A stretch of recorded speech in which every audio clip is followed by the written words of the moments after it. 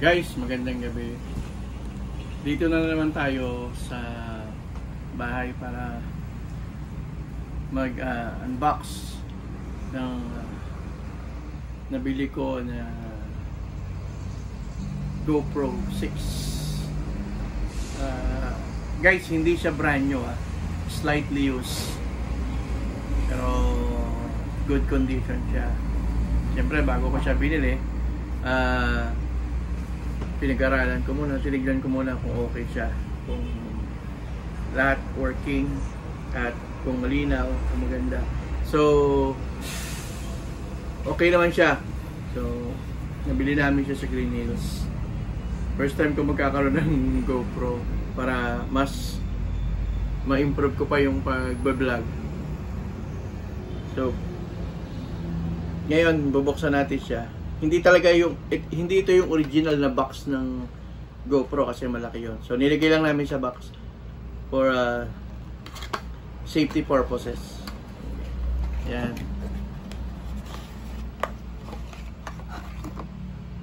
Guys, ito yung GoPro 6 na nabili namin kanina sa Green Hills. Siyempre, pakikita ko sa inyo yung kanyang paggamit, paano siya gamitin. Nasa casing siya. Tanggalin ko muna yung casing niya, guys.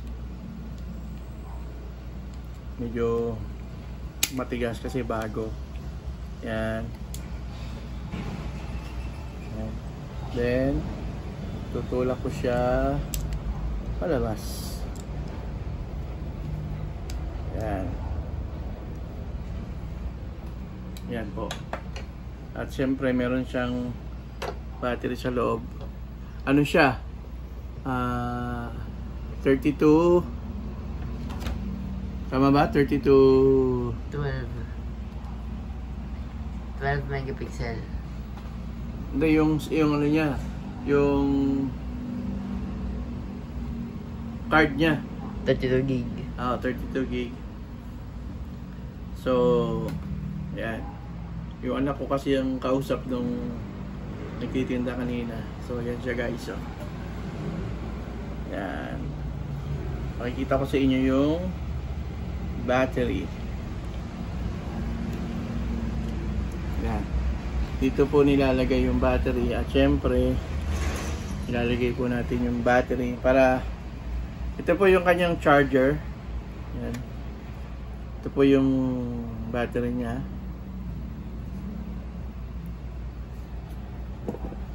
Yan. So tama ba yung paglagay ko? Tama to, no? Yan. Then sarado natin.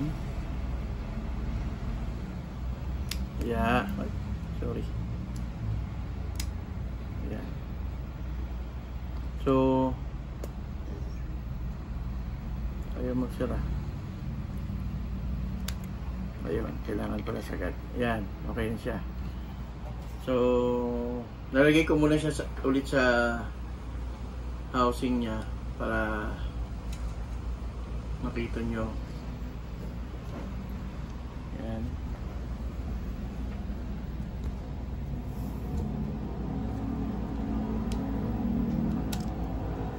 Yan. Balik natin. Then lalak ulit. Takot ako sa masyadong maluto. Yan, okay na siya. Then siyempre, mamaya ko na bubuksan kapag okay na. Ilalabas ko yung kanyang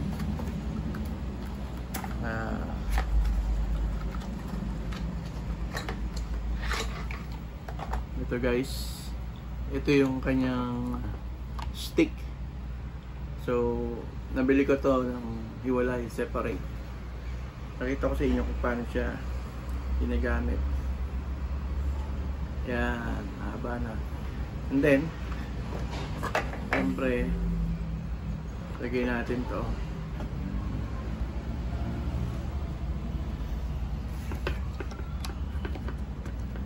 Yan.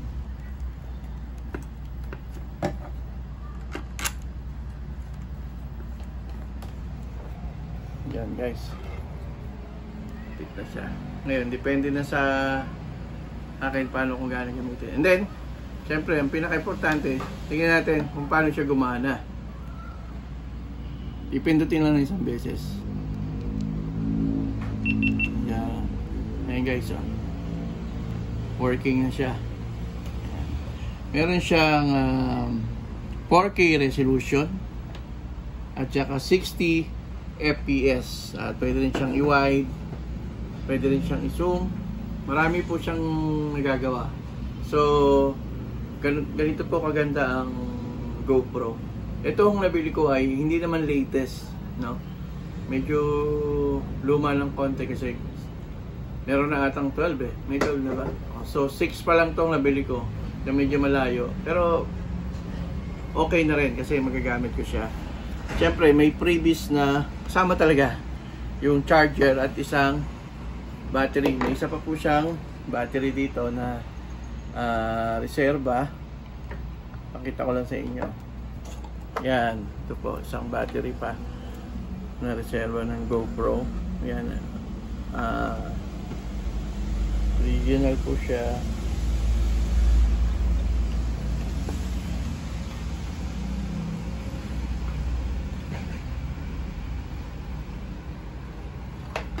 Tapos, siyempre ito yung kanyang cable.